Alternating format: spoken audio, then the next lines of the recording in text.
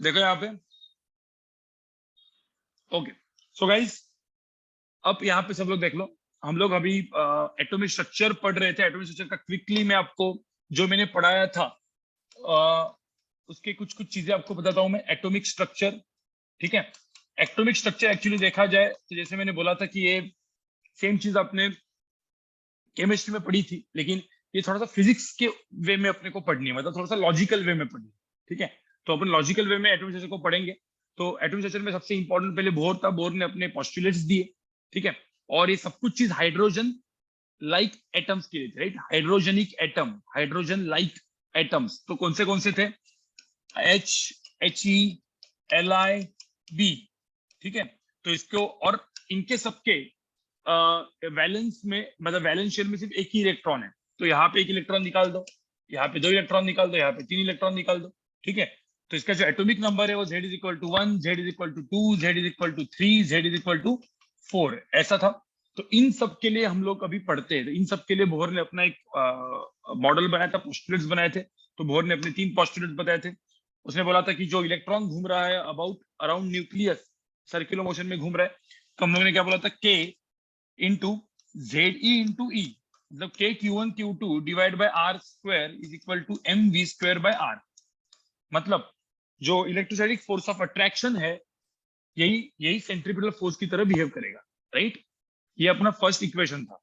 उसके बाद वो उन्हीं ऑर्बिट में इलेक्ट्रॉन्स घूमेंगे कि जहां पे angular momentum multiple of h/2π हो। h इज प्लैंक कांस्टेंट, 2π, तो पाई होता है, n is principal quantum number, या वो नंबर ऑफ वो शेल, कौन से शेल पे एग्जैक्टली घूमेगा, ठीक है। वो शेल का नंबर है ये चीज। तो इन 2 इक्वेशन से सबसे मेन 3 इक्वेशन अपन ने डिराइव की थी, सबको याद होगा। इन दोनों से अब ध्यान में रखना, ये बोर के पोस्टुलेट्स थे, एजम्पशंस थे। ध्यान में रखना, ये बोर के पोस्टुलेट्स एंड एजम्पशंस थे, जिससे अपन ने 3 इक्वेशंस को जुगाड़ लगा के, सब वैल्यूज डाल के, ऐसा यूनिट बेसिकली, ठीक है, अपन ने डिराइव किया था। तो पहले था अपना रेडियस ऑफ nth ऑर्बिट। देखो ये n है ना, n, ये n मतलब क्या? First orbit, second orbit. ये न्यूक्लियस है, न्यूक्लियस के ऊपर इलेक्ट्रॉन घूम रहा है, तो ये फर्स्ट ऑर्बिट होगा, सेकंड ऑर्बिट होगा, थर्ड ऑर्बिट होगा। एक्चुअली देखा जाए तो ये जो फर्स्ट ऑर्बिट है उसका जो रेडियस है वो r है, और वो कुछ भी हो सकता है। तो क्या हो सकता है? तो इन 2 कंडीशंस को जो सेटिस्फाई करता है वही वो रेडियस हो सकता है। तो आपको मैंने बोला था रेडियस कितना था? 0.529 एंगस्ट्रॉम, ठीक है। इंटू क्या? हाँ, इस इंटू n² अपॉन z। देखो ये टर्म बहुत इंपॉर्टेंट है, n² / z वाला। तो radius is proportional to n² / z, ठीक है। Velocity of nth orbit 2.18 into 10⁻⁶, ठीक है। अब इसका एक काम करते हैं, यूनिट थोड़ा सा बाद में लिखते हैं। मैंने एंगस्ट्रॉम यहाँ पे लिख दे, मतलब एंगस्ट्रॉम यहाँ पे लिख देते हैं। ये एंगस्ट्रॉम है, मतलब 10⁻⁻10 है। ये 2.18 10⁻⁶ क्या था? Z/n, ठीक है, Z/n, बिल्कुल, ठीक है, मीटर पर सेकंड। ध्यान में रखना। और अब सबसे इंपॉर्टेंट जिसको लेके आज हम लोग आगे बढ़ेंगे, एनर्जी, ठीक है। Energy of nth orbit.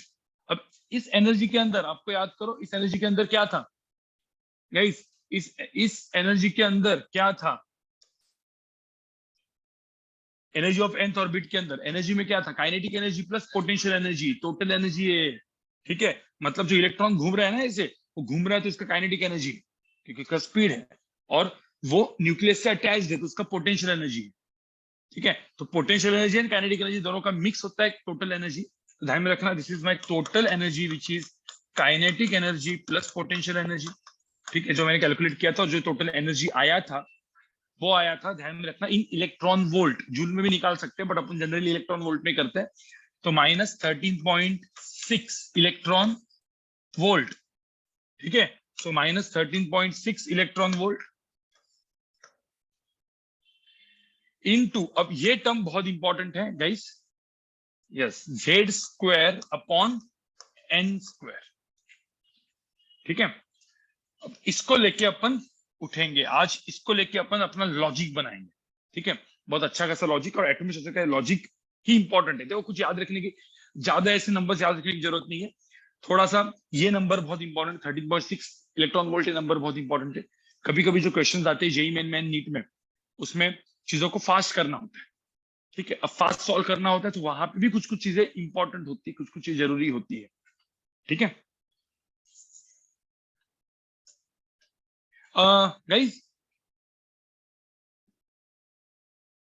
एक मिनट, ये जो वीडियो है ना, ये रिकॉर्डिंग वाला वीडियो है, मुझे अच्छे से उसको मतलब, क्योंकि मेरा मॉडर्न फिजिक्स का कंटेंट ऑनलाइन नहीं है, तो यही डायरेक्टली वीडियो जाएगा, तो मुझे कोई भी ऐसा टाइम पास वाली चीजें अंदर नहीं चाहिए। तो मैं क्लास में आपको न्यूज बताऊंगा, ठीक है, एक महीने के बाद, क्या बोल रहा हूँ, 1 घंटे के बाद, जब पढ़ाने के बाद मैं कुछ चीज बता, न्यूज नहीं मतलब कुछ चीज बताऊंगा, ठीक है।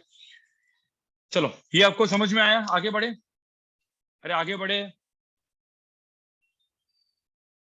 बोलते शादी क्या, रे शादी नहीं, पगला गए हो गया।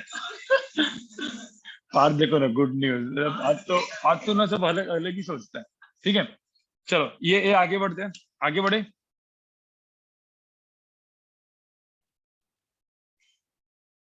अब सब लोग यहाँ पे देखो, अब सब लोग देखो, आ, मुझे बताओ एटम है, ठीक है। अब ये चीज दिमाग में हमेशा रखनी, ठीक है। यहाँ पे न्यूक्लियस था, ठीक है। अब यहाँ पे न्यूक्लियस था, मैं न्यूक्लियस एकदम नीचे ड्रॉ कर रहा हूँ, ये अपना न्यूक्लियस है, ठीक है। तो मुझे बताओ, यहाँ पे ऑर्बिट है ना, ये ऑर्बिट होती है, राइट, ये फर्स्ट ऑर्बिट हो गई, फिर ये कौन सी ऑर्बिट हो गई, सेकंड ऑर्बिट हो गई, फिर उसके बाद ये कौन सी ऑर्बिट हो गई, थर्ड ऑर्बिट हो गई। देखो मैं अलग अलग कलर भी लिख रहा हूँ, ठीक है। फिर उसके बाद फोर्थ ऑर्बिट हो गई, फिर उसके बाद अलग अलग कलर, फिफ्थ ऑर्बिट हो गई, राइट। अब आपको क्या याद रखना है, जो जो nucleus, energy of the very first orbit, मैं एनर्जी का यहाँ पे फॉर्मूला लिख के रखता हूँ, देखो यहाँ पे एनर्जी इज इक्वल टू क्या है, -13.6 इलेक्ट्रॉन वोल्ट इंटू क्या, Z square by N square, ठीक है। अब मुझे बताओ, याद रखो, ये चीज याद रखो, जेड इज इक्वल टू 1 किसके लिए, Z is equal to 1 hydrogen के लिए, हेलियम के लिए Z is equal to 2, Z is equal to 3, तो वो तो जेड की वैल्यू बदलती रहेगी। तो यहाँ पे ना, यहाँ पे अपन, अब ध्यान में रखना, जेड स्क्वायर तो है ही, बट मैं भी जेड स्क्वायर इसको लिखूंगा नहीं, बाद में लिखूंगा। पहले मुझे बताओ एन इज इक्वल टू 1 जो है, जब ये फर्स्ट ऑर्बिट में होगा इलेक्ट्रॉन, यहाँ पे एन इज इक्वल टू 1 है, तो एनर्जी कितनी है बताओ, एनर्जी कितनी है, -13.6 इलेक्ट्रॉन वोल्ट, ठीक है। So energy of first orbit, बराबर। यहाँ पे एनर्जी ऑफ सेकंड ऑर्बिट कितनी होगी, अब कुछ कुछ चीजें ना आपको याद रख सकते हैं, -13.6, अब -13.6 इलेक्ट्रॉन वोल्ट डिवाइड बाय क्या हो जाएगा, 2 स्क्वायर, 2 स्क्वायर मतलब 4, राइट, 2 स्क्वायर मतलब कितना है, अप्रोक्सीमेटली, मतलब अप्रोक्सीमेटली डायरेक्टली आंसर कितना है, -3.4 इलेक्ट्रॉन वोल्ट। समझ में आ रहा है।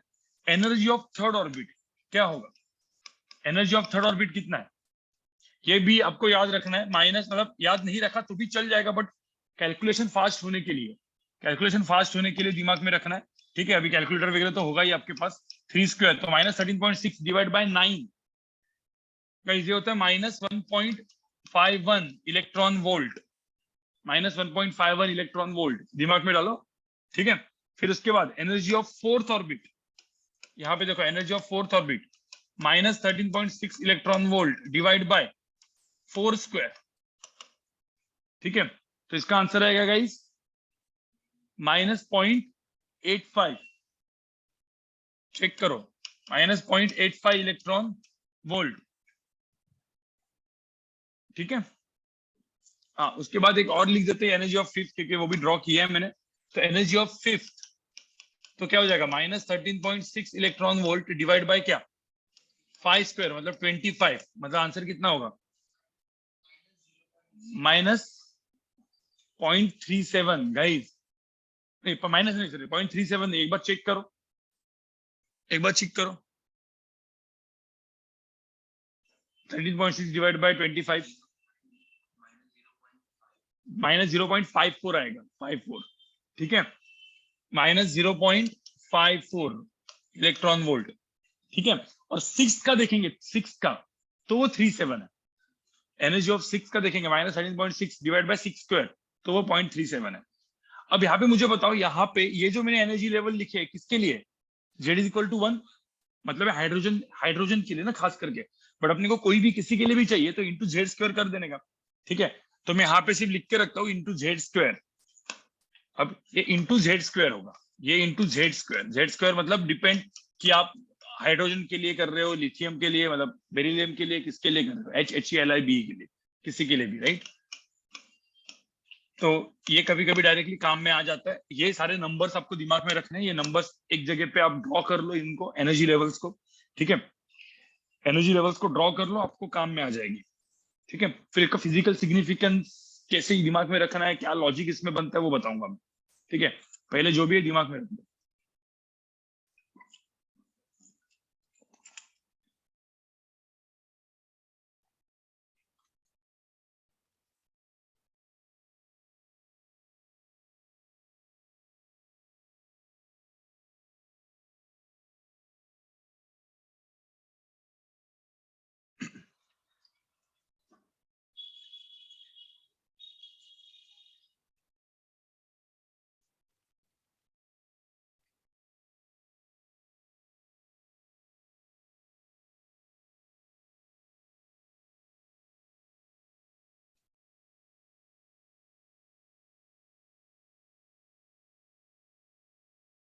हाँ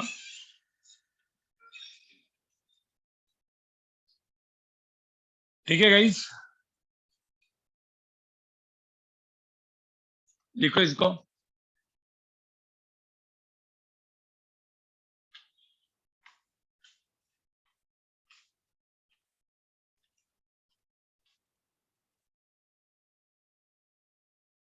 ये बोल रहे कि सर सीधा न्यूज बता दिया होता। अरे न्यूज मतलब वैसी न्यूज नहीं है, टेंशन मत लो, ये तो मार्क्स वाली न्यूज है। तुमको क्या लगा? लोगों को लगा सर कहीं पे जा रहे हैं। पहले इसको खत्म होने दो इसको, मतलब ये अपना टॉपिक तो खत्म होने दो, इसके बाद ऑफलाइन लेक्चर लेंगे आपके, अभी नहीं लेंगे, पहले खत्म होने दो।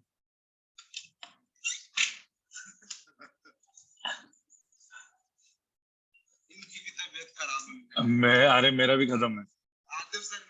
हाँ उधर मेरा भी, मैं तो आज, हाँ नहीं ये मुझे तो सबके लिए है, सबको वायरल। रोशन सर और प्रणय सर थे। एक्चुअली सबकी तबीयत खराब है, मेरी भी, मैं भी 3 दिन से, मैं तो लोनावाला घूमने गया था, मैं लोनावाला गया था, लोनावाला में गया, किसकी नजर देखो कैसी, कैसी लगी मुझे, मैं लोनावाला गया और वहां पे जाके बीमार हो गया। सोचो यार जिंदगी, मतलब 2 दिन मुश्किल से मिल गए तो मैं बोला यार चलो थोड़ा सा भी रिलैक्स करके आते हैं, और वहां पे जाके बीमार हो गया। और ये क्यों हुआ, क्योंकि उस दिन क्या हुआ था, उस दिन यहाँ विलेपार्ले ब्रांच से मैं निकल रहा था, और मुझे कुछ घूमने जाना था कहीं पे रात को, मतलब 9 बजे की बात है। तो आतिश पोले सर थोड़े से बीमार थे, उनको थोड़ा सा सब बुखार टाइप था, वो मुझे पता नहीं था, लेकिन मेरा प्लान ऑलरेडी बना हुआ था। तो आतिश पोले सर को मैंने छोड़ा, आतिश पोले सर बोलते हैं यार मेरे को रिक्शा में भेजेगा तू, तो मेरे को छोड़ के जाएगा, मैं बोला यार हाँ अभी तो, क्योंकि अपना प्लान तो है पहले से ही, ठीक है। और अगले दिन में गया था लोनावला, और जैसे ही मैं, मुझे बुखार आया, आतिश पोले सर खुश, बोलते हैं तेरा कर्म है, कर्म का फल है। चलो जो भी है, ये हो गया भाई, लिख के हो गया सब। अब आगे बढ़ता हूं मैं, अब क्विकली आगे बढ़ता हूँ, सब लोग यहाँ पे देखो। कुछ चीजें जो एकदम आपके दिमाग में रखनी है। पहले मुझे बताओ, जो एनर्जी है, तो पहले इतना ध्यान में रखना कि जो एनर्जी है वो निगेटिव नंबर क्यों है। ये जो नंबर निगेटिव है इसका मतलब क्या, -13.6 इलेक्ट्रॉन वोल्ट, इसका मतलब क्या, कभी भी ध्यान में रखना, कभी भी कोई भी चीज जैसे ग्रेविटेशनल पोटेंशियल एनर्जी, ये भी अपन, आपने पढ़ा होगा तो अच्छी बात है, नहीं पढ़ा होगा तो आपको ध्यान में रखना कि कभी भी, हाँ जितनी लो एनर्जी उतना स्टेबल, ये तो आपने सुना है ना, जितनी एनर्जी जो लो होती है, कम होती है, उतना स्टेबल होता है, जितनी एनर्जी हाई उतना अनस्टेबल। तो पता ही, जितनी हाई एनर्जी उतना इधर उधर कूदेगा, राइट। तो सिंपल सी बात है।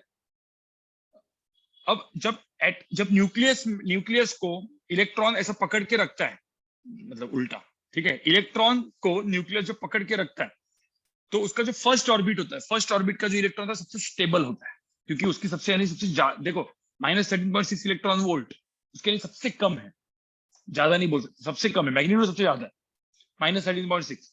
उसके बाद आप धीरे धीरे देखो माइनस कम होते जाएगा, मतलब टूवर्ड्स कहाँ पे जा रहा है, देखो टूवर्ड्स जीरो की तरफ जा रहा है ना। जैसे ही जीरो पहुंच गया मतलब न्यूक्लियस का उस इलेक्ट्रॉन का कोई लेना देना नहीं है, मतलब वो क्या कहाँ पे आ गया, बाहर आ गया, पूरा का पूरा बाहर आ गया। ठीक है, मतलब ध्यान में रखना इस इलेक्ट्रॉन को पूरा का पूरा मुझे, मतलब इलेक्ट्रॉन सपोज फर्स्ट ऑर्बिट में घूम रहा है, उसको पूरा का पूरा बाहर करना है मुझे, समझो तो कितनी एनर्जी लगेगी, नहीं पूरा का पूरा बाहर करना। अब एनर्जी इसमें -13.6 इलेक्ट्रॉन वोल्ट है, अब उसको पूरा का पूरा बाहर करना है, मतलब जीरो पे लेके जाना है, तो कितनी एनर्जी लगेगी, कितनी एनर्जी देनी पड़ेगी, 13.6 इतनी ना, तो -13.6 प्लस 13.6 इक्वल टू कितना हो जाएगा, 0। समझ में आ रहा है? तो गाइस उसी को हम लोग बोलते हैं बाइंडिंग एनर्जी।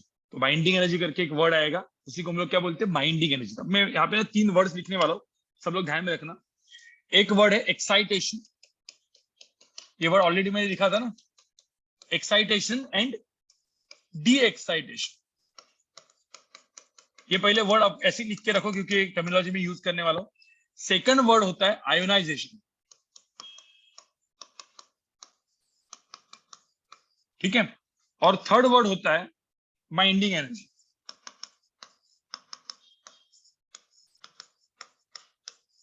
ठीक है, ये सिर्फ मैंने वर्ड्स लिखे हैं ना, what is excitation, de excitation, what is ionization and what is binding energy, सब कुछ टर्म जो है ना।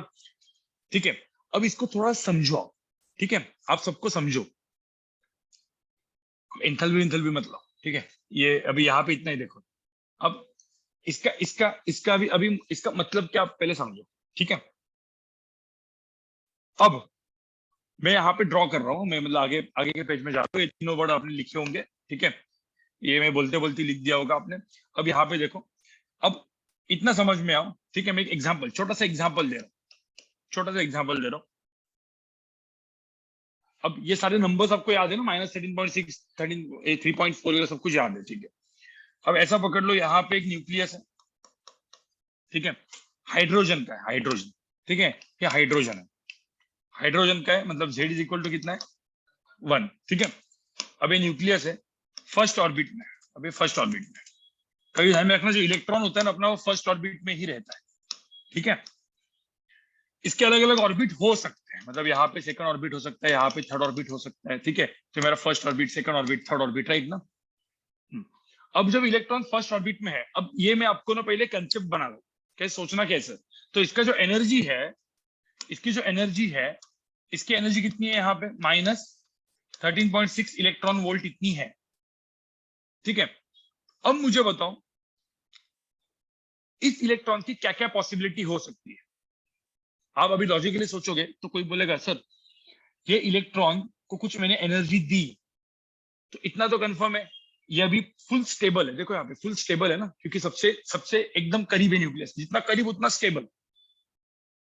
अब जैसे मैंने इसको एनर्जी दी, इसकी एनर्जी बढ़ गई, तो जिसकी एनर्जी बढ़ गई तो इलेक्ट्रॉन कहाँ पे जा सकता है, हाँ ये सेकंड ऑर्बिट में भी घूम सकता है, थर्ड ऑर्बिट में भी घूम सकता है, फोर्थ ऑर्बिट में भी घूम सकता है, या कंप्लीटली बाहर जा सकता है, बराबर। अरे दो ही पॉसिबिलिटीज है ना, दो तीन पॉसिबिलिटीज ये, एक दो पॉसिबिलिटी मतलब कौन सी, एक तो ये ऑर्बिट में ही घूमेगा, बट अपर वाले ऑर्बिट में, हायर ऑर्बिट्स में घूम सकता है, या बहुत ही ज्यादा इसको एनर्जी दे दी तो कंप्लीटली कहाँ पे आ सकता है, बाहर आ सकता है। समझ में आ रहा है, समझ में आ रहा है। अब सबसे पहली चीज, अब यहाँ पे दो चीज आपको सोचनी है, एनर्जी देंगे कैसे, now how to give this energy, इस इलेक्ट्रॉन जो एनर्जी मुझे प्रोवाइड करनी है कैसे देंगे, ठीक है। मैंने क्या बोला था, एनर्जी कैसे देंगे, आप सोचो जरा, एनर्जी कैसे देंगे। एक तो इलेक्ट्रिक फील्ड लगाएंगे, इलेक्ट्रिक फील्ड मतलब इलेक्ट्रोमैग्नेटिक वेव, मतलब क्या, फोटॉन्स। कोई किसी ने बोला सर लाइट डालेंगे उसके ऊपर, लाइट डालेंगे मतलब क्या डालेंगे भाई, फोटॉन्स डालेंगे। तो एक तो अपन इसको देंगे एनर्जी फोटॉन से, ठीक है। तो मैं आपको यहाँ पे मैं लिख रहा हूं how to give energy, right, how to supply, ठीक है, एनर्जी टू दिस इलेक्ट्रॉन, ठीक है, how to supply energy to this electron, मतलब कौन सा, और सप्लाई करने के बाद क्या हो सकता है इसका, देखो दो ही पॉसिबल आउटकम है, एक तो एक्साइटेशन होगा, मतलब ये अलग अलग ऑर्बिट्स में घूमेगा, या फिर आयनाइजेशन होगा। दो चीजें पॉसिबल है, आइदर एक्साइटेशन नहीं तो क्या आयनाइजेशन। इतना समझ में आ रहा है? ठीक है। बट देंगे कैसे? तो देंगे कैसे, दो तरीके से दे सकते हैं। ठीक है, एक बाय यूजिंग फोटॉन्स, मतलब क्या, लाइट लिख देता हूं, लाइट मतलब फोटॉन्स, या फिर कुछ लोग बोलेंगे इलेक्ट्रोमैग्नेटिक रेडिएशन दे सकते हैं, जो भी इलेक्ट्रिक फील्ड डाल सकते हैं। तो लाइट मतलब इलेक्ट्रिक फील्ड मैग्नेटिक फील्ड ही होता है, जो भी है, तो लाइट या फोटॉन्स। ठीक है। या सेकंड बाय कोलिजन। ठीक है। अब कोलिजन के जो क्वेश्चंस आते हैं ना, ये जेई एडवांस जेई मेन में अच्छे लेवल पे आते हैं, और इवन नीट में अच्छे लेवल पे कोलिजन के क्वेश्चंस। तो कोलिजन किसका हो सकता है? कोलिजन, अभी सपोज मुझे इसको कोलिजन करना है, तो कोलिजन विथ इलेक्ट्रॉन, ठीक है, एंड कोलिजन विथ एटम, ये एक्चुअली क्वेश्चंस के ही पार्ट बनता है। ठीक है। तो ध्यान में रखना, how to supply energy to this electron, इस इलेक्ट्रॉन को कैसे एनर्जी सप्लाई करेंगे? डायरेक्ट इसके ऊपर फोटोन डाल देंगे, अच्छी बात है। या फिर क्या करेंगे, कोलाइड करवा देंगे, इसको कोलाइड करवा देंगे, इस इलेक्ट्रॉन का कोलिजन, तो घूम रहा होगा, उसका कोलिजन करा देंगे एक दूसरे इलेक्ट्रॉन से, तो एक इलेक्ट्रॉन आएगा, इसको कोलाइड करेगा। या कोई एक बड़ा सा एटम, ये तो खुद अपना हाइड्रोजन एटम होगा, हेलियम एटम होगा, उसके साथ एक दूसरा एटम कोलिजन हो रहा है। समझ में आ रहा है? तो ये एटम के साथ कोलिजन हो रहा है, एक इलेक्ट्रॉन के साथ कोलिजन हो रहा है, उस कोलिजन में आपको पता है ना, अब याद करो, मैं आपको जस्ट एक छोटा सा बता रहा हूँ कि कैसे एडवांस के क्वेश्चन बनते हैं। दो एटम है, एक हाइड्रोजन एटम है, ठीक है, और ये एक दूसरा कोई एटम आया, ठीक है, और दूसरे का सपोज कोलिजन हुआ, तो आपको पता है टाइप ऑफ कोलिजन कैसे होता है? परफेक्टली इलास्टिक कोलिजन, जिसमें कोई भी एनर्जी लॉस नहीं होता, याद है, कोई भी एनर्जी लॉस नहीं होता। परफेक्टली इनइलास्टिक कोलिजन, सबसे ज्यादा काइनेटिक एनर्जी लॉस होता है।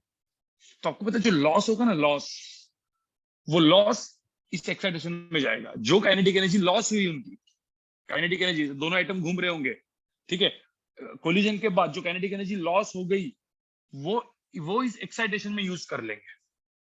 आपको समझ में आ रहा है? मतलब क्वेश्चन किसका हो गया? कोलिजन एंड मॉडर्न फिजिक्स दोनों का कॉम्बिनेशन। समझ में किस अच्छा क्वेश्चन बन गया?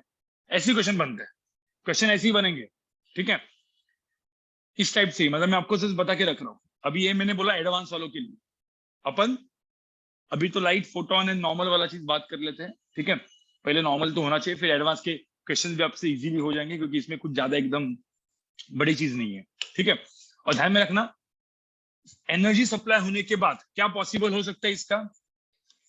इसके दो चीजें पॉसिबल होती है, आइदर एक्साइटेशन होगा, नहीं तो क्या होगा, आयोनाइजेशन होगा। बस इतना ही पूरा का पूरा एटॉमिक स्ट्रक्चर है। अब मैं क्वेश्चंस दूंगा आपको, अलग अलग के रूल्स बनाऊंगा, यहाँ पे अलग अलग रूल्स होते हैं, वो बनाऊंगा तो आपको समझ में आ जाएगा। ठीक है, तो पहले अपन क्या करते, सप्लाई, एनर्जी सप्लाई करते फोटोन से, और फोटोन से अपन देखते हैं कि एक्साइटेशन कब होगा, आयनाइजेशन कब होगा।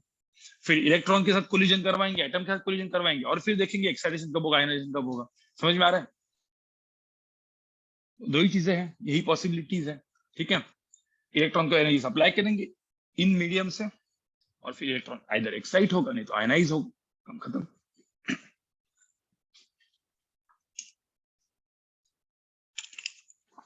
चलो आगे बढ़े।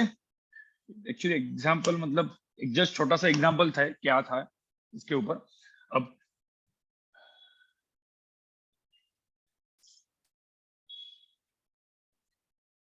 तो अब हम लोग फोटोन से विल एनर्जी सप्लाई कहा, फोटोन से करेंगे, और फिर हम लोग दोनों केसेस को, एक्साइटेशन को एंड आयनाइजेशन को, दोनों को देखते हैं। ठीक है, तो अब यहाँ पे देखो, मेरी केस 1 में लिख देता हूं, my case 1 is energy supply. Energy supply जो मैं कर रहा हूं, किससे कर रहा हूं? थ्रू लाइट, मतलब फोटॉन्स। एनर्जी सप्लाई में फोटॉन से कर रहा हूं, ठीक है, और इलेक्ट्रॉन का क्या हो रहा है? एक्साइटेशन। आयनाइजेशन का केस बहुत ही इजी है, एक्साइटेशन का केस थोड़ा सा वो है, ठीक है, आड़ा टेढ़ है। अब हम लोग हाइड्रोजन के लिए लेते हैं, आप वही सेम चीज HeLiB के लिए कर सकते हैं। HeLiB किसी के लिए भी कर सकते हैं, बस Z स्क्वायर की वैल्यू डाल देनी, बस ठीक है, मैं एक एग्जांपल बाद में दे दूंगा, पहले हाइड्रोजन के लिए सबको समझने के लिए। ठीक है, तो यहाँ पे देखो, ये 1 2 3 4 ऐसे 3 में एनर्जी ड्रॉ करता हूँ ऐसे ही। ठीक है, कि n इज इक्वल टू 1 है, n इज इक्वल टू 2 है, n इज इक्वल टू 3 है, n इज इक्वल टू 4 है। ठीक है, अब इलेक्ट्रॉन सपोज यहाँ पे, सबसे तो इलेक्ट्रॉन पहले कहाँ पे रहेगा बताओ? सबसे पहले तो इलेक्ट्रॉन कहाँ पे रहेगा? सबसे एकदम स्टेबल स्टेट। स्टेबल स्टेट मतलब सबसे ग्राउंड स्टेट, इसको हम लोग ग्राउंड स्टेट भी बोलते हैं, बराबर ना केमिस्ट्री में। तो इसकी एनर्जी है -13.6 इलेक्ट्रॉन वोल्ट। इसकी एनर्जी कितनी है? -3.4 इलेक्ट्रॉन वोल्ट। यहाँ पे -1.51, यहाँ पे -0.85। याद रहेगा? चलो, अब मुझे बताओ इस इलेक्ट्रॉन को, ठीक है, इधर से इधर जंप मारना है, मतलब एक्साइट होना है, एक्साइटेशन करना है, बट कहां से कहां पे? 1 से, ग्राउंड से, मतलब 1 से लेके 2 पे। तो मुझे तो कितनी एनर्जी चाहिए? चलो मुझे तो कितनी एनर्जी चाहिए? यहां से यहां पे करना है तो कितनी एनर्जी चाहिए? एक्साइटेशन मैं यहां पे लिख देता हूं। अब एक्साइटेशन, ठीक है, फ्रॉम 1 से 2 कितनी एनर्जी चाहिए? How much energy is required?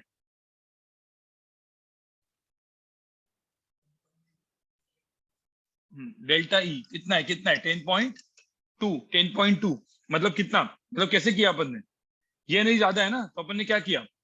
-3.4 electron volt minus 13.6 electron volt, right? तो आंसर कितना है? 10.2 इलेक्ट्रॉन वोल्ट। अपने को कितनी एनर्जी चाहिए, राइट? तो हायर माइनस लोअर, ये हाई एनर्जी है, लो एनर्जी है, तो हाई माइनस लो करने का, ठीक है, इतनी एनर्जी चाहिए। तो 10.2 इलेक्ट्रॉन वोल्ट इतनी एनर्जी चाहिए मुझे, ये 1 से 2 पे ट्रांजिशन करने के लिए। मुझे बताओ 1 से 3 पे करने के लिए कितनी चाहिए? 1 से 3 पे करने के लिए कितनी चाहिए? सपोज किसी ने कोई बोला सर मुझे 1 से 3 पे करनी है, तो कितनी चाहिए? -1.51। अब यहाँ पे देखो -1.51 electron volt minus 13.6 electron volt, कितनी? यहाँ पे देखो कितनी चाहिए? 12.09 इलेक्ट्रॉन वोल्ट। कितनी चाहिए? 12.09। और सपोज 1 से 4 में जाना है तो कितनी चाहिए? 1 से 4 में जाना है कितनी चाहिए? -0.85 माइनस 13.6 इलेक्ट्रॉन वोल्ट, तो कितनी चाहिए यहाँ पे? यहाँ पे आप कैलकुलेट करोगे, इट इज 12.75 इलेक्ट्रॉन वोल्ट। अब कुछ कुछ याद, मुझे वैल्यूज याद है क्योंकि क्वेश्चन को फास्ट करने मेरे काम में आता था। ठीक है, 12.75 इलेक्ट्रॉन वोल्ट। ठीक है, अब यहाँ पे रूल देखो, रूल ध्यान में रखना। अपन एक्साइटेशन किससे कर रहे हैं? एनर्जी सप्लाई किससे कर रहे हैं भाई? एनर्जी सप्लाई कर रहे फोटोन से। ठीक है, एनर्जी सप्लाई कर रहे फोटोन से, मतलब लाइट आ रही, इलेक्ट्रिक फील्ड आ रहा है। ठीक है, अब मुझे एक बात बताओ, अब मुझे यहाँ पे बताओ, सब लोग यहाँ पे देखो, पहले मुझे तो ये सब कुछ, ये सबने आपने लिख दिया, चाहे तो इसको लिख दो, इसको लिख दो, फिर आपको समझो, मतलब ये जब डेल्टा ई 1 2 1 से 2 1 से 3 1 से 4 जो कितनी एनर्जी चाहिए, ये आपने एनर्जी लिख दिया होगा, तो एटलीस्ट याद रहेगा आपको। ठीक है, ऐसे कुछ नंबर्स भी याद रहेंगे। ठीक है, नीट वालों को तो बिल्कुल याद रखना है, एडवांस वालों को चलो याद नहीं रखा है एक बार तो चल जाता है। ठीक है, बट नीट वालों को याद रखना है। जेई मेन वालों को कभी कभी काम में आता है, कभी कभी नहीं आता। आजकल जेई मेन का पेपर भी कभी कभी इजी आया था। ठीक है, तो भरोसा नहीं है उसका। चलो चलो, यहाँ पे मुझे बताओ, ये समझ में आया?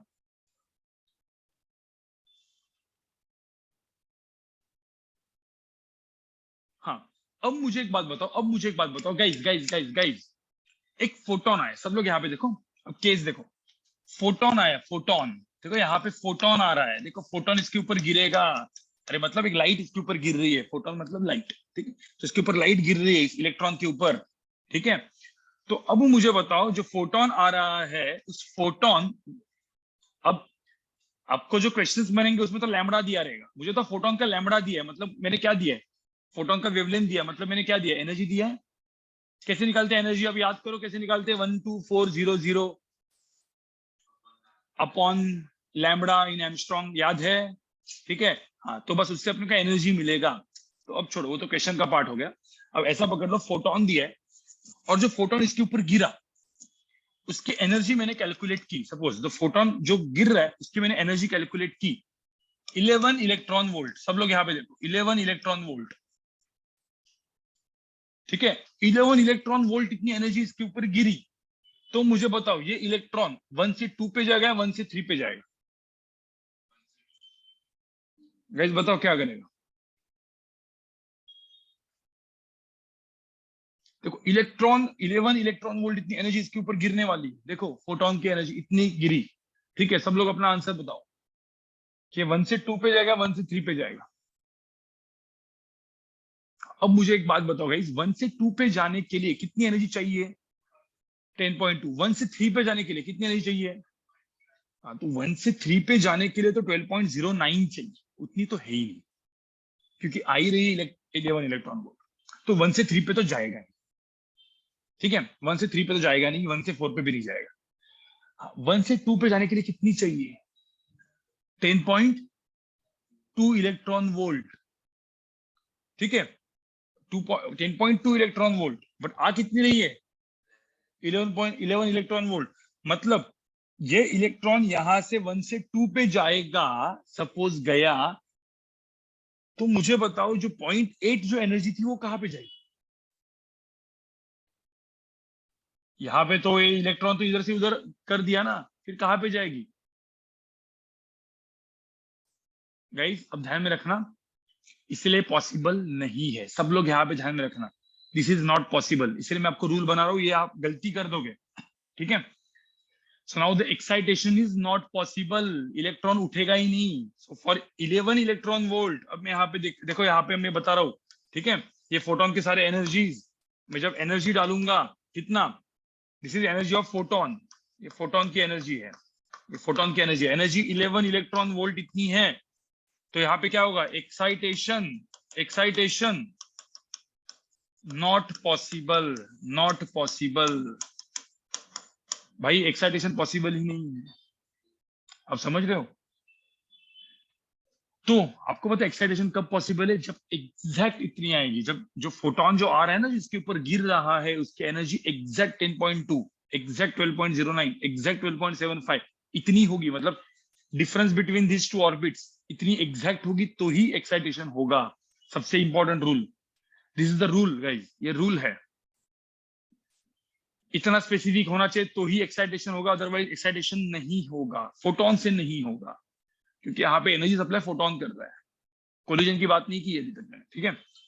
हाँ, फोटोन से तो भाई एक्साइटेशन नहीं होगा। तो एक्साइटेशन अब मुझे होता सपोज एनर्जी, फोटोन की एनर्जी आई, ठीक है, E is equal to suppose 10.2 electron volt. तो मुझे होता एक्साइटेशन कहां पे होगा? एक्साइटेशन टू एक्साइटेशन टू कौन सा level? To N is equal to 2। आपको समझ में आ रहा है क्या? E is equal to 10.2 electron volt, excitation to N is equal to 2 होगा। सपोज E की वैल्यू सपोज 12.75 इलेक्ट्रॉन वोल्ट होगी, तो क्या होगा बताओ? इस केस में एक्साइटेशन किसको होगा? Excitation to N is equal to 4। आपको समझ में आ रहा है? तो 1 to 4 जाएगा। हाँ, ये अभी एग्जैक्ट रिक्वायरमेंट है जो, मतलब इसका भी कोई वो नहीं है, मॉडर्न फिजिक्स है ना, ये सारी चीजें जो है वो ये रूल्स है that you have to follow, ठीक है।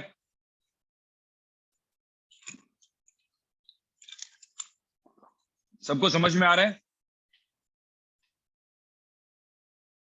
सबको समझ में आ रहा है? तो बेसिकली मुझे बताओ, फोटोन एक्साइट, मुझे बताओ इलेक्ट्रॉन एक्साइट कब करेगा?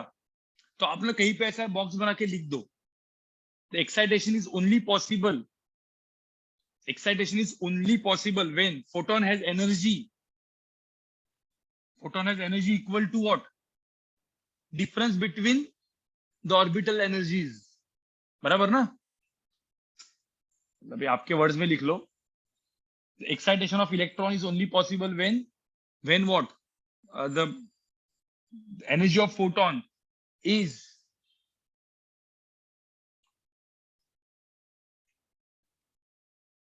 equal to the difference between any of the orbitals, मतलब डिफरेंस बिटवीन द ऑर्बिटल के एनर्जीज, राइट। ये अभी आप एग्जांपल लिखोगे तो आपको डायरेक्टली ये देख के समझ में आ जाएगा, ठीक है। सबको समझ में आया ये चीज, सबको समझ में आया। This is with excitation with photon, excitation with photon, ठीक है। अब मुझे तो जो एनर्जी सप्लाई किया वो फोटोन कर रहा है, ठीक है।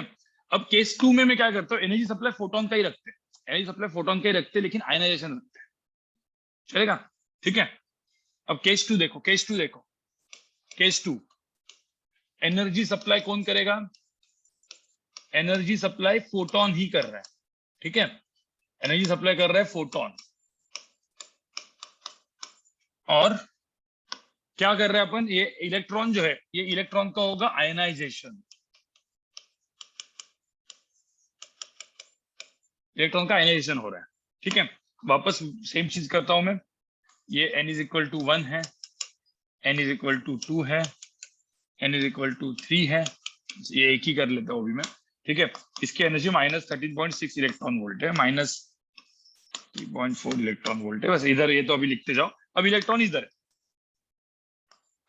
अपन गई, सब लोग यहाँ पे देखो, अब फोटोन आ रहा है, सब लोग यहाँ पे देखो, फोटोन अपना गिरा इसके ऊपर वापस, ये फोटोन गिरा।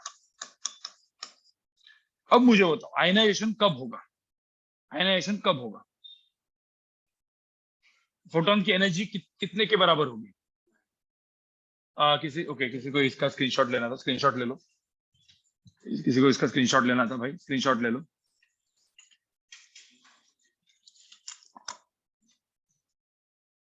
स्क्रीनशॉट ले लो, ठीक है। हाँ, अब मुझे एक बात बताओ, एक बात बताओ मुझे, आयनाइजेशन का मतलब क्या बोला था मैंने, जो इलेक्ट्रॉन है उसको निकाल के कहाँ पे लेके जाने का, इनफाइनाइट, मतलब उसकी एनर्जी कितनी करने की, 0। सपोज मैंने 0 कर दिया, अब इलेक्ट्रॉन को 0 कर दिया, मतलब पोटेंशियल एनर्जी 0 होगी, ठीक है। इन दोनों की पोटेंशियल एनर्जी जो होती है ना, वो 0 कर देती है, ठीक है। अब मुझे एक बात बताओ, फोटोन की एनर्जी, अब मैं यहाँ पे लिखता हूँ फोटोन की energy, so this is energy of photon, ठीक है, इज एनर्जी ऑफ फोटोन, ये फोटोन की एनर्जी है, मैं इधर लिख देता हूँ, energy of photon is energy of photon, ठीक है, लिखा है यहाँ पे। अब ई की वैल्यू मैं पहले एक केस लिखता हूँ, ई की वैल्यू 13 पॉइंट, मुझे था 12 इलेक्ट्रॉन वोल्ट होगी तो क्या होगा, इलेक्ट्रॉन 12 इलेक्ट्रॉन वोल्ट होगी तो क्या मुझे होता है, इंफिनिटी पे जा पाएगा, so no ionization possible, ionization not possible, no ionization, ठीक है।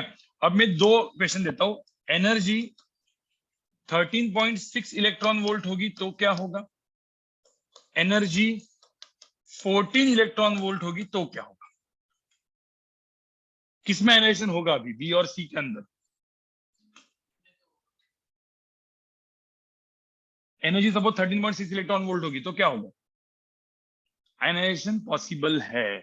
आपको पता है इन दोनों में आयनाइजेशन पॉसिबल है, यहां पे भी आयनाइजेशन होगा, ठीक है, और यहां पे भी आयोनाइजेशन होगा, मतलब दोनों में आयोनाइजेशन पॉसिबल, यहाँ पे आयोनाइजेशन नहीं होगा, यहाँ पे होगा, यहाँ पे होगा।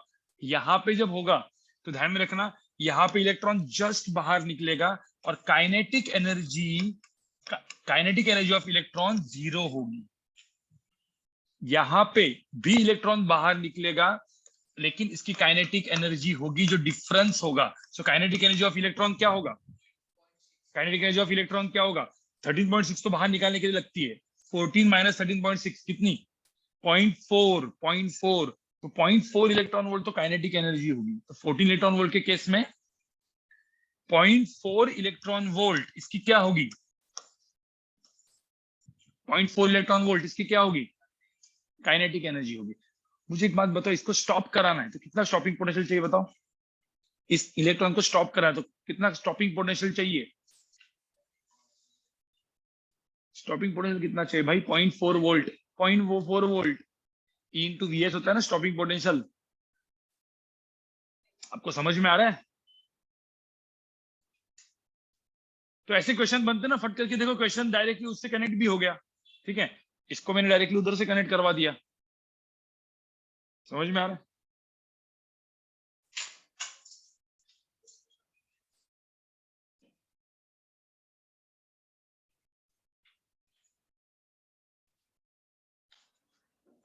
चलो इसको, ये इसके आगे बढ़ू मैं तो देखो, जब एनर्जी इज ग्रेटर देन, अब ध्यान में रखना, ये जो 13.6 इलेक्ट्रॉन वोल्ट जो एनर्जी आई, ठीक है, इसको, इस एनर्जी को हम लोग क्या बोलते हैं गाइस?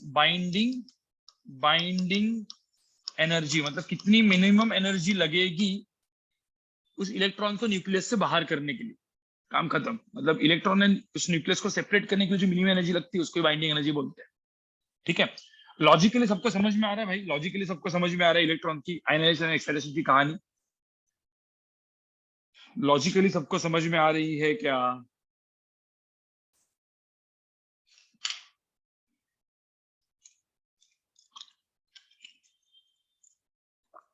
देखो सब यही लॉजिक है भाई।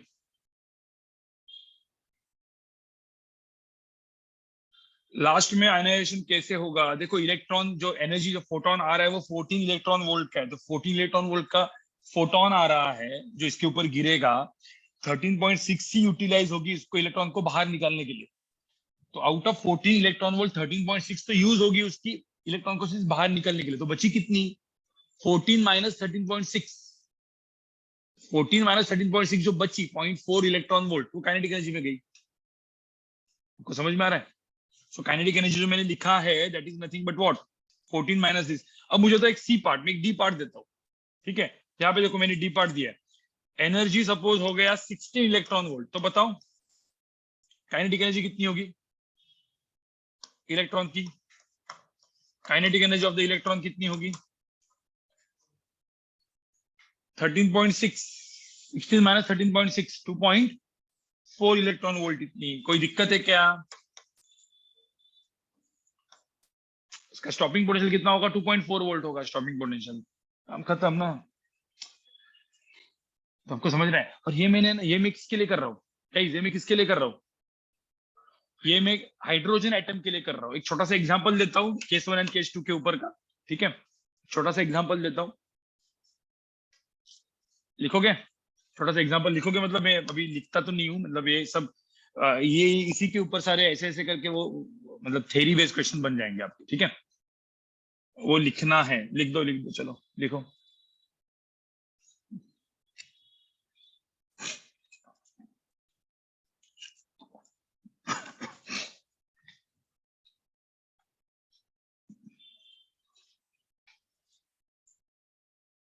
सिर्फ 1 मिनट रुको।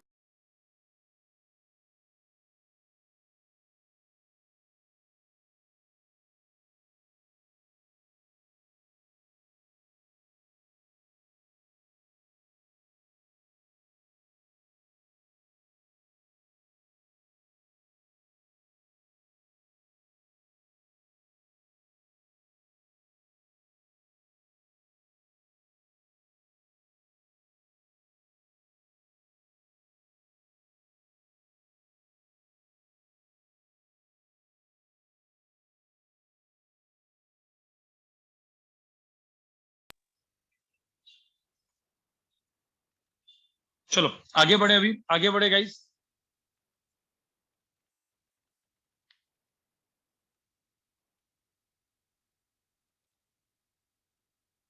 मुझे एक बात बताओ, एक बार मैं से ऑनलाइन आपको पढ़ा रहा था और मैंने आपको एक एग्जांपल दिया था कि अंश करके एक बंदा है कि जो मतलब काफी मैसेज वगैरह करता है, वो बाजू में ही था, नीट का प्रिपरेशन कर रहा था। आपको याद है?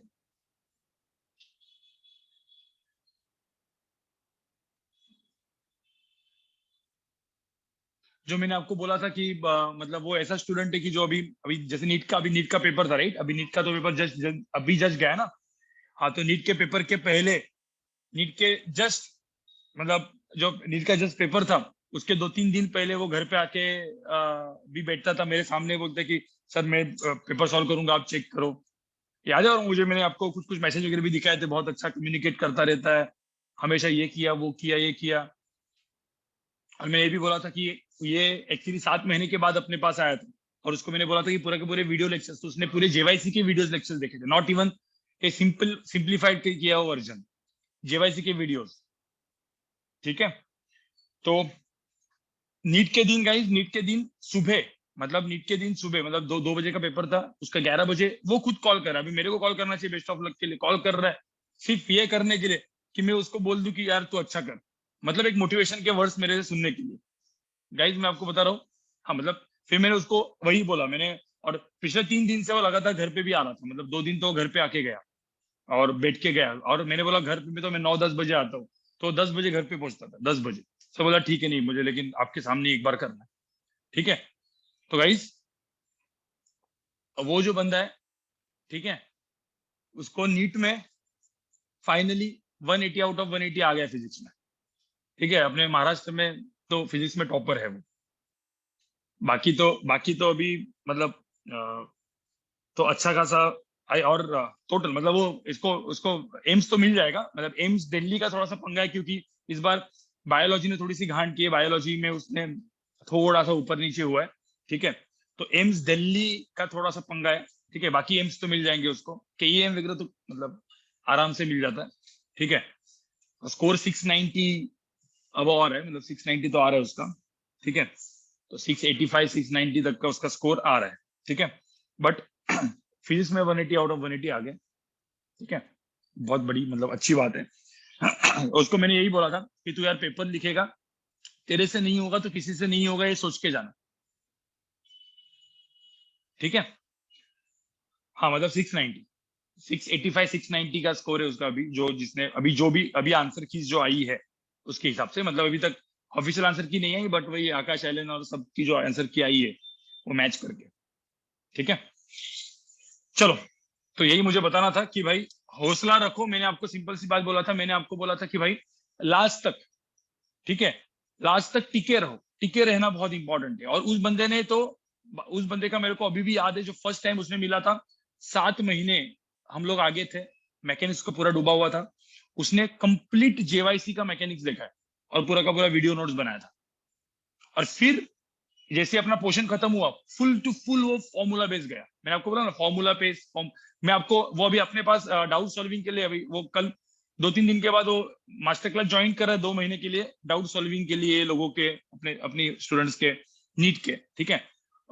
फिजिक्स के, केमिस्ट्री के, बायोलॉजी के। तो आपके साथ इंटरेक्शन होगा, मैं उसको पूरा का पूरा इंटरेक्शन करवाऊंगा आपके साथ, ठीक है।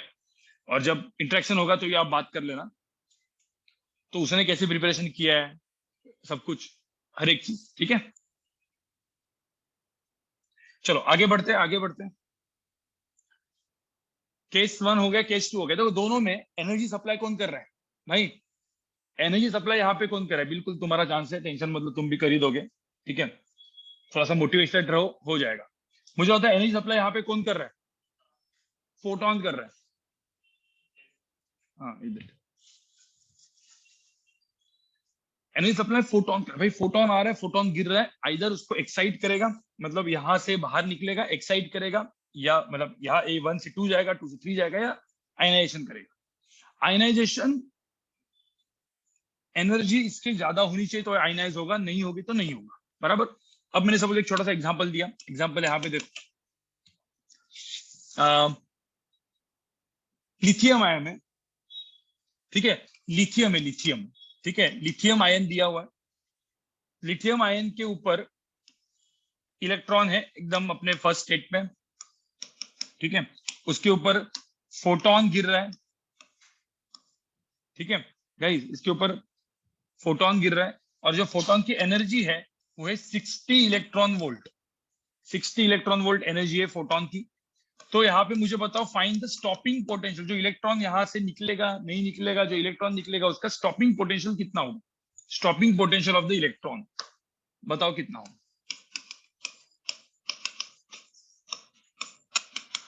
स्टॉपिंग पोटेंशियल इलेक्ट्रॉन कितना होगा, ये पूछा हुआ है।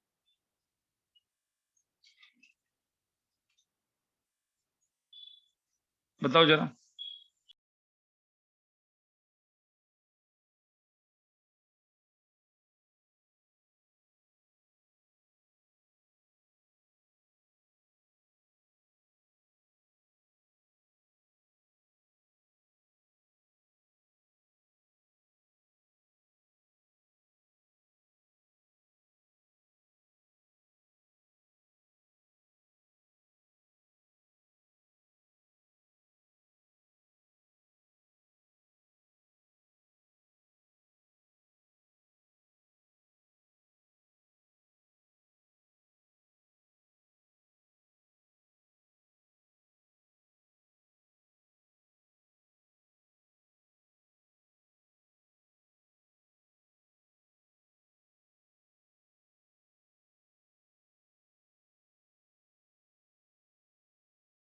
हाँ सॉरी, यहाँ पे देखो, यहाँ पे दो ऑप्शन है, is equal to 60 electron volt, is equal to 200 electron volt, तो क्या होगा?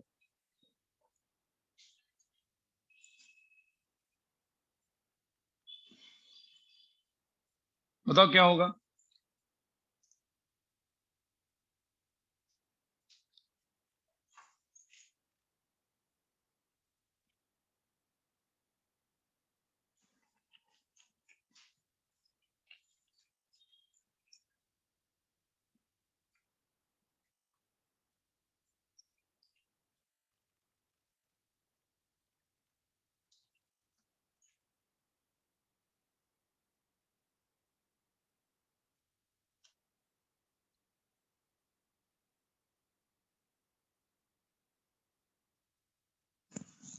चलो, सब लोग मुझे पहले तो एक बात बताओ, Li+2 के लिए Z की वैल्यू कितनी होती है? Z is equal to 3। तो कोई बोल सकता है इसमें इसकी जो एनर्जी है, एनर्जी ऑफ दिस इलेक्ट्रॉन कितना है? -13.6 electron volt into Z square, याद है? तो जेड स्क्वायर मतलब क्या? 3 का स्क्वायर 9, तो -13.6 इंटू 9 कितना हुआ? -122.4 इलेक्ट्रॉन वोल्ट। ये सबको समझ में आ रहा है? तो मुझे बताओ, -122.4 इलेक्ट्रॉन वोल्ट, तो पहले केस में 60 इलेक्ट्रॉन वोल्ट इसके ऊपर जो गिर रहा है उससे कुछ होगा? तो पहले तो पॉसिबल ही नहीं है ना, नो आयोनाइजेशन पॉसिबल। यहाँ पे तो भाई no ionization, no ionization, right. उसके बाद is equal to 200 electron volt में क्या होगा? आयोनाइजेशन पॉसिबल होगा, क्योंकि energy which is 200 electron volt is greater than, ठीक है, magnitude of -122.4 electron volt, right. मतलब बाइंडिंग एनर्जी, राइट। तो ये पॉसिबल है, मतलब इलेक्ट्रॉन तो वो पॉसिबल, इलेक्ट्रॉन यहां से निकलेगा, तो काइनेटिक एनर्जी कितनी होगी? सो kinetic energy of the electron, जो ये इलेक्ट्रॉन निकलेगा उसकी काइनेटिक एनर्जी कितनी होगी? 200 माइनस 122.4 कितना हुआ? 77.6। तो 77.6 इलेक्ट्रॉन वोल्ट कितनी होगी? तो मुझे बताओ स्टॉपिंग पोटेंशियल कितना होगा? 77.6 वोल्ट। स्टॉपिंग पोटेंशियल की वैल्यू कितनी होगी? 77.6 वोल्ट। आपको सबको समझ में क्वेश्चंस कैसे बनते हैं? देखो लॉजिकली क्लियर रहो यार, लॉजिकली क्लियर रहो, बाद में सब ये जो वैल्यूज ही है, ठीक है, ये वैल्यूज तो अपने केमिस्ट्री में याद भी किए होंगे, ठीक है, बस आपको लॉजिकली सही रहना है। फिजिक्स में थोड़ा सा लॉजिक आ जाता है बस, केमिस्ट्री में सब लॉजिक नहीं आता, केमिस्ट्री में सिर्फ चीजें रखनी होती है, ठीक है। अब ये शिवम सर या कोई रोहित सर सुन लेंगे तो मुंह आड़ा टेढ़ा कर लेंगे, ठीक है, कोई दिक्कत नहीं। अब यहाँ पे सब लोग देखो, अब आप आगे बढ़ते हैं गाइस, अरे आगे बढ़ते हैं क्या?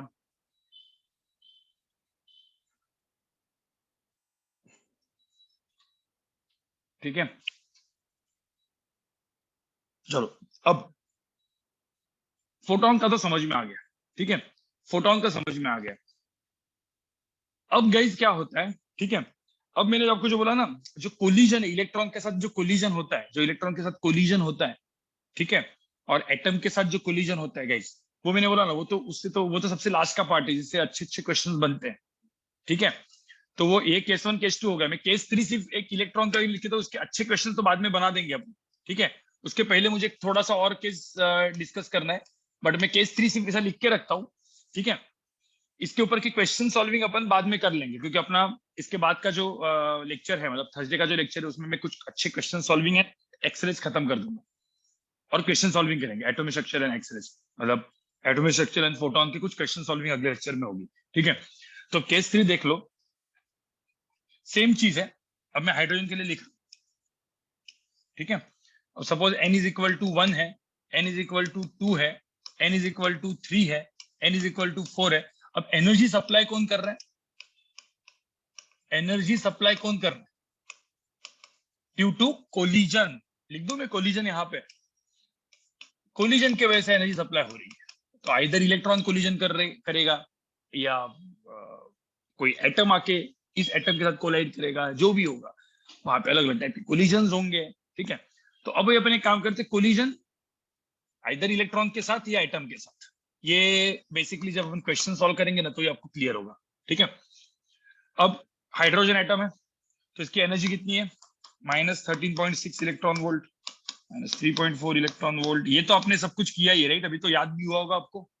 -1.51 इलेक्ट्रॉन वोल्ट, -0.85 इलेक्ट्रॉन वोल्ट, याद है सब कुछ, जैसे मेरे को अभी याद है वैसे आपको याद हो गई सारी ये इलेक्ट्रॉन लेवल।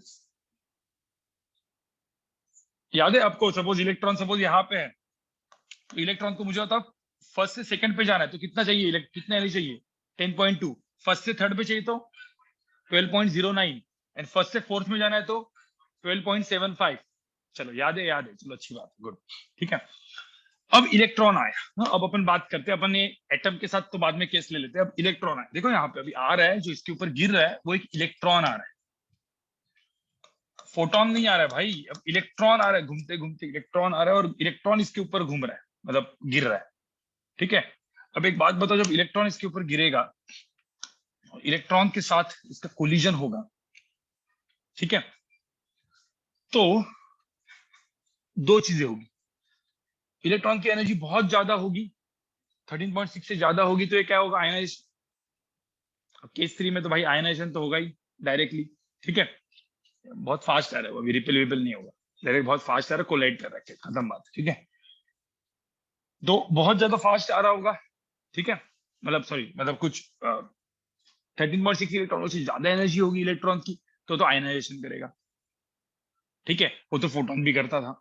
केस कौन सी है, सपोज इसकी इलेक्ट्रॉन की जो एनर्जी है, ठीक है, और the energy of electron, so E is energy of electron. ठीक है, so E is equal to what, energy of electron. अब ई की वैल्यू पहले केस में देखो क्या दिया है, ई की वैल्यू पहले केस में दिया है 11 इलेक्ट्रॉन वोल्ट।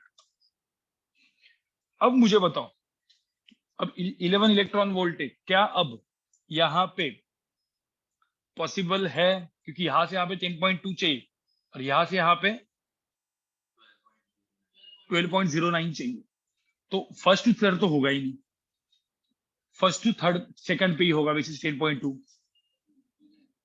अब ध्यान में रखना, जब इलेक्ट्रॉन आके गिरता है तब ये ट्रांजिशन हो सकता है, पॉसिबल है। ठीक है, तो यहां पे ट्रांजिशन कौन सा पॉसिबल है, ट्रांजिशन कहां से कहां पे होगा, ट्रांजिशन पॉसिबल होगा फ्रॉम 1 to 2। हाँ, इलेक्ट्रॉन कोलाइड करेगा तो, अब कोलाइड ही नहीं किया तो होगा ही नहीं। ठीक है, तो 1 से 2 पॉसिबल है। अब मुझे बता 1 से 2 जब जाता है तो कितनी एनर्जी यूटिलाइज होती है, 1 से 2 पे जो डेल्टा ई है कितनी होती है, वो याद करो जरा, 10.2, याद है ना। हाँ, तो मुझे बताओ 10.2 इलेक्ट्रॉन वोल्ट इतनी एनर्जी एनर्जी यूटिलाइज हो गई, तो कितनी बची, कितनी बची, 0.8। तो गाइज ये जो इलेक्ट्रॉन आ रहा है ना ग्रीन वाला, देखो ये जो इलेक्ट्रॉन आ रहा है ग्रीन वाला, ये इलेक्ट्रॉन कोलाइड करने के बाद इधर तो, ये तो यहां से ट्रांजिट हो गया, ठीक है, 1 से 2 में गया, बट ये जो इलेक्ट्रॉन यहां से जो निकला कोलिजन होके, इसकी जो काइनेटिक एनर्जी आई वो कितनी आई, so kinetic energy of that electron कितनी आई, 11 minus 10.2 which is 0.8 electron volt. आपको समझ में आ रहा है, तो इस इलेक्ट्रॉन की जो kinetic energy I, so kinetic energy of this electron जो यहां से निकला, इट इज 0.8 इलेक्ट्रॉन वोल्ट। आपको सबको समझ में आ रहा है, मतलब फोटोन गिरता है 11 इलेक्ट्रॉन वोल्ट का तो ये नहीं होता, बट इलेक्ट्रॉन गिरता है तो होगा। ठीक है, और जो बची होगी वो काइनेटिक एनर्जी ऑफ इलेक्ट्रॉन में चली जाए। समझ में आ रहा है, हाँ। अब कोई बोलेगा सर सेकंड केस बताओ, sir second case, suppose B part है, मैं बी पार्ट ऊपर लिख रहा हूँ क्योंकि ये जगह नहीं, इलेक्ट्रॉन की वैल्यू, इलेक्ट्रॉन ये जो एनर्जी ऑफ इलेक्ट्रॉन जो गिर रहा है वो है जैसे 13 इलेक्ट्रॉन वोल्ट, तो क्या होगा, 13 इलेक्ट्रॉन वोल्ट है तो क्या होगा, 13 नहीं, चलो अपन एक काम करते हैं, 12.5 इलेक्ट्रॉन वोल्ट है तो क्या होगा, अब 12.5 इलेक्ट्रॉन वोल्ट है, जो जो ये इलेक्ट्रॉन जो आ रहा है उसकी एनर्जी है 12.5 इलेक्ट्रॉन वोल्ट इतनी। तो क्या होगा, अब 12.5 में 1 से 2 में 10.2 लगता है, 1 से 3 में 12.09 लगता है, 1 से 4 में कितना लगता है 12.75। तो 1 से 4 पॉसिबल है क्या? नहीं, 1 to 4 पॉसिबल नहीं है, बट कौन सा पॉसिबल है? यस, सो पॉसिबल ट्रांजिशंस, यहां पे देखो पॉसिबल ट्रांजिशंस कौन से 1 to 2 और 1 to 3। 1 to 4 is not possible, क्योंकि उतनी तो एनर्जी नहीं है उसके पास, क्योंकि आपको ये सब वैल्यूज याद है ना, 10.2, 12.09, 12.75 याद है। अब ये वैल्यूज ना बाद में आप इसको रिवाइज नहीं करोगे ना, ठीक है। और ध्यान में रखना, जो बची हुई होगी, जो बची हुई एनर्जी होगी इसमें, सपोज 1 to 2 में गया, बची हुई kinetic energy of that particular electron होगी, जितनी भी होगी, ठीक है, वो आप लोग कर लेना। समझ में आ रहा है? The remaining energy will be the kinetic energy of the electron जो कोलाइड कर रहा है।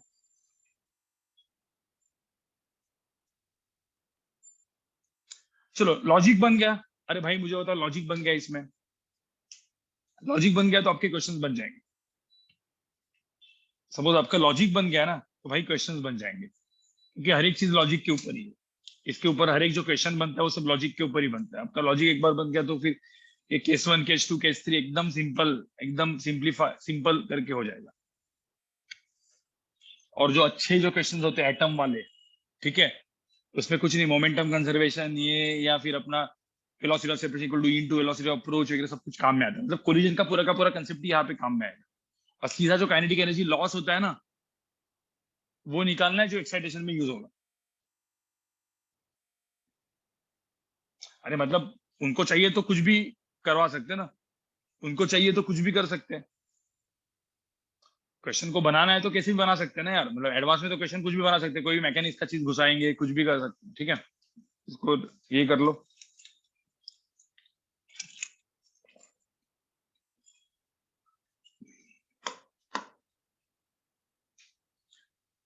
आगे बढ़े, आगे बढ़े, अरे आगे बढ़े क्या? हाँ बोल दो, ठीक है। अब इसका एक लास्ट का कंसेप्ट है, ठीक है। एक्साइटेशन तो ऐसे लगा तो गाइस, अब एक्साइटेशन सब लोग यहाँ पे देखो। अब एक बात बताओ मुझे, नहीं इसमें देखो 2 पे है ही नहीं ना, एक मिनट, एक मिनट। अब किसी का मानस का एक क्वेश्चन था, सर 2 से 3 पे ट्रांजिशन हो सकता है क्या? गाइस मुझे बताओ, जब इलेक्ट्रॉन को, कभी भी ध्यान में रखना, इलेक्ट्रॉन को नॉर्मली रखा रहेगा तो कहाँ पे, कौन से स्टेट पे रहेगा? It will be always at the ground state. वो कभी सेकंड या थर्ड स्टेट पे नहीं रहता, it will be always at the ground state, ठीक है। अब सपोज किसी ने बोला है कि वो सेकंड स्टेट में है, ऐसा फोर्सफुली बोला है, तो फिर सेकंड से आप थर्ड और फोर्थ वाला सेम जो मैंने फर्स्ट से सेकंड में किया वो सेकंड से थर्ड में आप करोगे। समझ में आ रहा है? चलो अब मुझे एक बात बताओ, अब कभी भी एक चीज दिमाग में रखना, ठीक है। अब मैंने एक्साइटेशन की बात की, अब जितने भी जो लोग भी डाउट आ रहे हैं ना, वो सब डी एक्साइटेशन में खत्म हो जाएंगे। तो अब सेकंड जो है वो कौन सा है? D excitation. अब होता क्या है गाइस, इतना चीज ध्यान में रखना, कभी भी, ये देखो मैं अभी कोई वैल्यू ये नहीं लिख रहा हूं, यहाँ पे देखो, कभी भी सपोज ये n इज इक्वल टू 1 पे, electron n is equal to 1 पे, n इज इक्वल टू, ठीक है। अब सपोज इलेक्ट्रॉन यहाँ पे n इज इक्वल टू 1 पे है, अब इसको एनर्जी सप्लाई किया, किसी ने भी किया होगा, कौन करेगा? फोटोन करेगा या इलेक्ट्रॉन करेगा? किसी ने भी किया। और लेट्स से ये डी एक्साइट होके इधर गया, इलेक्ट्रॉन एक्साइट होके इधर गया, इसको हम लोग क्या बोलते हैं? एक्साइटेशन। अब गाइस ध्यान में रखना, एक्साइटेशन होने के बाद कभी भी ध्यान में रखना, ये उसको हम लोग बोलते हैं एक्साइटेशन। अब एक्साइट होने के बाद यहाँ पे ये बहुत ही कम टाइम के लिए रहता है, it is unstable, this will come back to ground state. उसको ग्राउंड स्टेट पे तो आना ही है, क्योंकि ground state is the most stable state. तो कहीं पे भी हो, कहीं पे भी हो, second, third, fourth, fifth, six, कहीं पे भी हो, it has to come back. तो जब मैं अब मुझे एक बात बताओ, जब ये उसको हम लोग बोलते हैं डी एक्साइटेशन, तो बेसिकली ये जब इलेक्ट्रॉन यहाँ पे करेगा, ठीक है, यहाँ का जो टाइम होता है ये बहुत ही कम होता है, इसका ये कुछ एक चीज इक्वल टू कुछ 10⁻⁸ सेकंड है, नैनो सेकंड्स तक यहाँ पे रहता है, ठीक है। उसके बाद वो डायरेक्टली जंप मार लेता है नीचे। तो अब वो जब जंप मारता है ना गाइस, तो उसके पॉसिबल जंप्स होते हैं। कोई बोलेगा सर वो जब जंप मारते तो n इज इक्वल टू 3 से 2 पे भी जंप मार सकता है, ऐसा मार सकते हैं कि नहीं? फिर वो 2 फिर 2 पे आया, अरे भाई ग्राउंड स्टेट पे जब तक नहीं है ना तब तक वो कभी भी क्या रहेगा, अनस्टेबल। फिर 2 to 1 पे जंप मारेगा। कोई बोलेगा सर डायरेक्टली इधर से इधर भी जंप मार सकता है। अब ध्यान में रखना है, जो जंप मारता है इसी को हम लोग क्या बोलते हैं, ये सारा का सारा केसेस क्या हो गया, डी एक्साइटेशन। सबको समझ में आ रहा है? और गाइस डी एक्साइटेशन में यहां से निकलता है एनर्जी, क्योंकि डी एक्साइटेशन है ना भाई, स्टेबल बन रहा है ना, स्टेबल बन रहा है, हायर एनर्जी से लोअर एनर्जी में जा रहा है, मतलब एनर्जी लूज कर रहा है। जो एनर्जी लूज करता है तो यहां से जो निकलता है, ये क्या निकलता है, यहां से फोटॉन्स निकलते हैं, एनर्जीज निकलती है, फोटॉन्स निकलते हैं। समझ में आ रहा है? सो डी एक्साइटेशन में क्या निकलेंगे, फोटॉन्स। समझ में आ रहा है? और गाइस आपको पता है, सपोज हाइड्रोजन होगा तो इसी को हम लोग क्या बोलते हैं, हाइड्रोजन स्पेक्ट्रम। ये जो फोटॉन्स निकलते हैं उनकी वेवलेंथ हम लोग ने अच्छे से प्लॉट कर दी, उनकी वेवलेंथ अच्छे से अपन ने निकाल दी, तो इसी को हम लोग क्या बोलते हैं, हाइड्रोजन स्पेक्ट्रम। ठीक है, तो यही तो हाइड्रोजन स्पेक्ट्रम का केस है, राइट। सो इसका जो ये जो फोटॉन्स निकलेंगे उसको अच्छे से कर लो, और इससे हम लोग को मिलता है हाइड्रोजन स्पेक्ट्रम।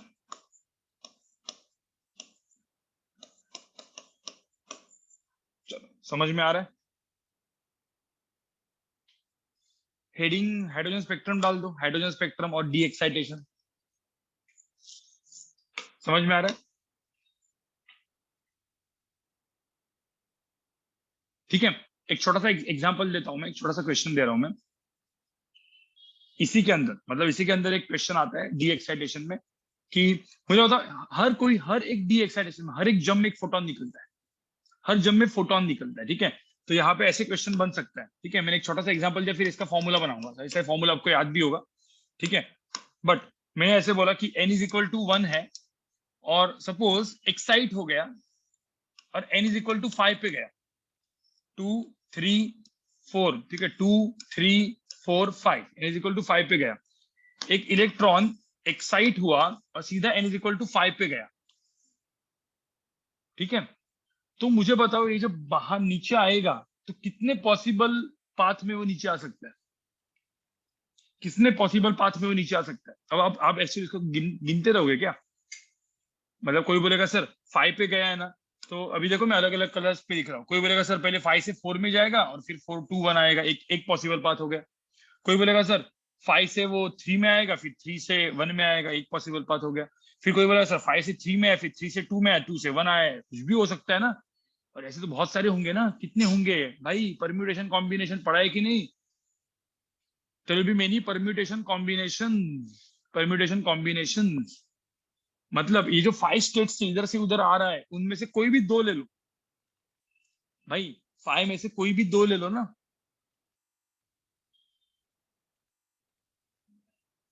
समझ में आ रहा है? n स्टेट्स होंगे तो उसमें से कोई भी 2 ले लो।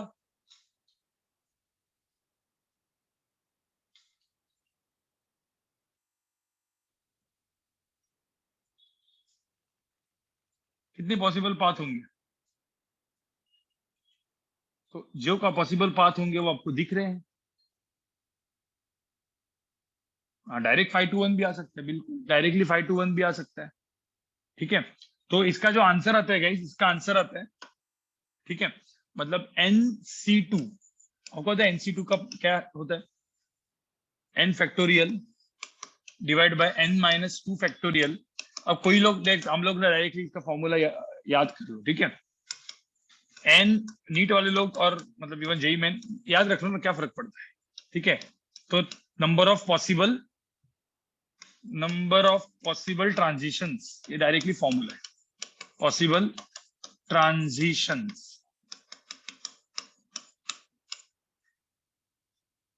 ठीक है। So number of possible transition कितना होता है, n(n-1/2). तो इसमें आप डायरेक्टली n(n-1/2) डाल सकते हो। 5 4 20/2 10, तो 10 पॉसिबल ट्रांजिशंस हो सकती है। ठीक है। किसी ने बोला सर, आप में से कोई बोलेगा सर एक ट्रांजिशन में कितने मैक्सिमम नंबर ऑफ फोटॉन्स निकलेंगे ड्यूरिंग वन ट्रांजिशन। ठीक है, ये एक पार्ट है, ये क्वेश्चन नंबर ए है। Second, during one transition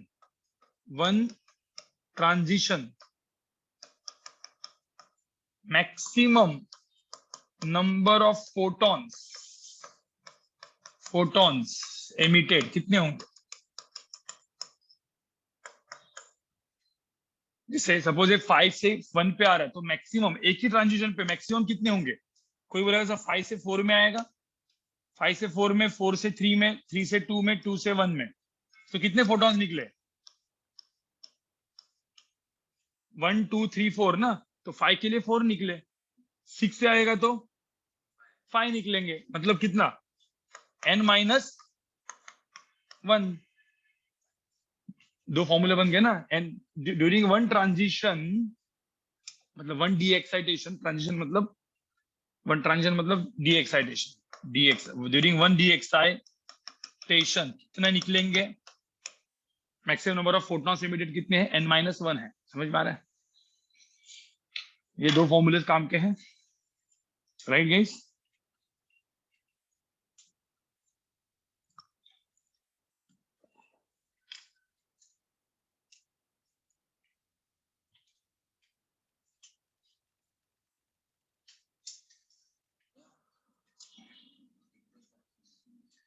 guys समझ में आ रहा है।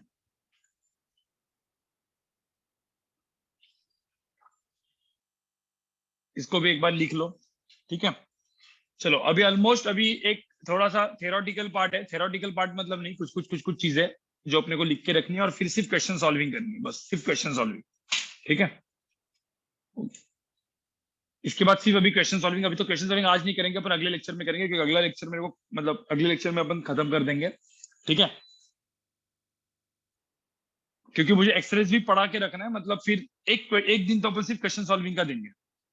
ठीक है, तो अभी मुझे बताओ आज कंसेप्चुअली थोड़े से क्लियर हो गए आप लोग, एटलीस्ट मतलब लॉजिक बन गया, लॉजिक सब लोग का, कि कैसे डी एक्साइटेशन होता है, नंबर ऑफ पॉसिबल ट्रांजिशंस कैसे होंगे, क्या होगा।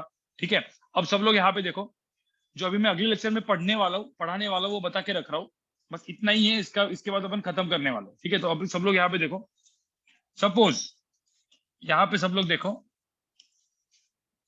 n is equal to 1, n is equal to 2, n is equal to 3, n is equal to 4, ऐसे अपने वो है इलेक्ट्रॉन यहाँ पे। सपोज मुझे तो इलेक्ट्रॉन यहाँ पे है, अब इसके ऊपर भाई मुझे एक बात बताओ, हमें दिखा दो फिर मुझे। इसके ऊपर सपोज लाइट गिरी तो ये क्या होगा, इलेक्ट्रॉन कहाँ पे जाएगा, कहाँ पे एक्साइट होगा, कहीं पे भी डिपेंड करता है। 1 से 2 पे जाएगा, 1 से 3 पे, 1 से 4। अब मैं बताऊँ, एक काम करता हूँ, 1 से 4 पे लेके जाती हूँ इसको।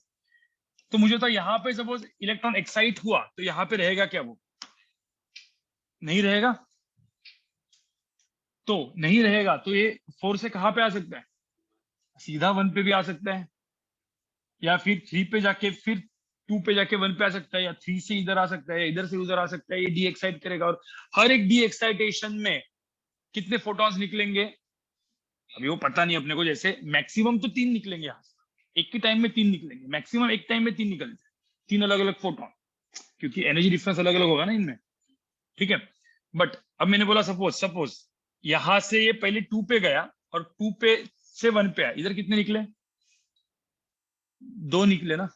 और कोई बोलेगा सर ये जो निकला फोटोन इसकी वेवलेंथ बताओ, तो क्या करोगे, ये कैलकुलेट करोगे ना, n equal to 4 and n equal to 2 वाले जो एनर्जीज है उसको सब्ट्रैक्ट करके जो डेल्टा ई मिला, ये जो डेल्टा ई बिटवीन 2 एंड 4 था इज इक्वल टू क्या करेंगे, एच सी अपॉन लैम्बडा, और लैम्बडा की वैल्यू निकालेंगे ना गाइस। नहीं समझ में आ रहा है, जो एच सी अपॉन लैम्बडा जो एनर्जी मिली, जो is equal to H C upon lambda करो तो लैम्बडा वेवलेंथ मिल जाएगी मुझे। समझ में आ रहा है, तो ये, और इधर से इधर कितनी होगी डेल्टा ई, कितनी होगी यहाँ पे 1 एंड 2 वाली, तो इसमें एच सी अपॉन लैम्बडा, इसमें लैम्बडा निकल जाएगा। आपको समझ में आ रहा है, तो 2 लैम्बडा निकल जाएंगे, 2 फोटॉन्स निकल जाएंगे। आपको समझ में आ रहा है क्या, ऐसा करेंगे बराबर, बट अपन अभी एक फॉर्मूला डिराइव करने वाले हैं, डायरेक्टली फॉर्मूला। तो ये अगले लेक्चर में अपन डायरेक्टली एक फॉर्मूला डिराइव करेंगे, जो फॉर्मूला आपने पढ़ा होगा, एकदम सिंपल, कुछ है ही नहीं वो फॉर्मूला, 1/λ, सुना है ये, is equal to r into Z square 1/n1 square minus 1/n2 square, याद है क्या? तो जो वेवलेंथ ट्रांजिशंस में जो वेवलेंथ निकलती है, जैसे n इक्वल टू 4 से 2 पे ट्रांजिशन हुआ, तो कौन सी वेवलेंथ निकलेगी? ठीक है। और फिर ट्रांजिशंस अलग अलग होंगे, ये बस मैं आपको अगले लेक्चर में बता रहा हूँ मैं क्या पढ़ाने वाला हूँ। पहले आधा घंटा यही पढ़ाने वाला हूँ, आधा घंटा ये पढ़ाऊंगा, और फिर सिर्फ क्वेश्चन सॉल्व करेंगे एटॉमिक के अपन। ठीक है, आधा पौन घंटा, 1 घंटा। ठीक है, और ध्यान में रखना मैं ये भी पढ़ाने वाला हूँ, n is equal to suppose 1 है, तो जो जो ट्रांजिशन, जैसे एक इधर से इधर आ रहा होगा, n इज इक्वल टू 1 पे जिनकी जो जंप मारती है उसको कौन सी सीरीज बोलते हैं? Lyman series. याद है लाइमन सीरीज?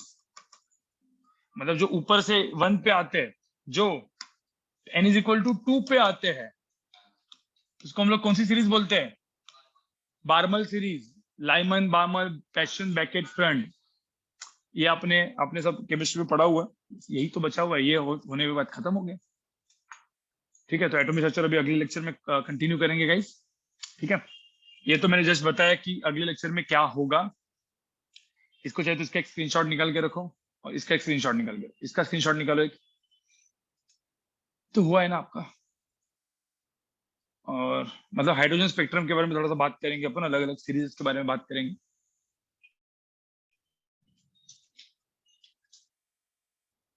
ठीक है, चलो मिलते हैं फिर, बाय गाइस, बाय एवरीवन।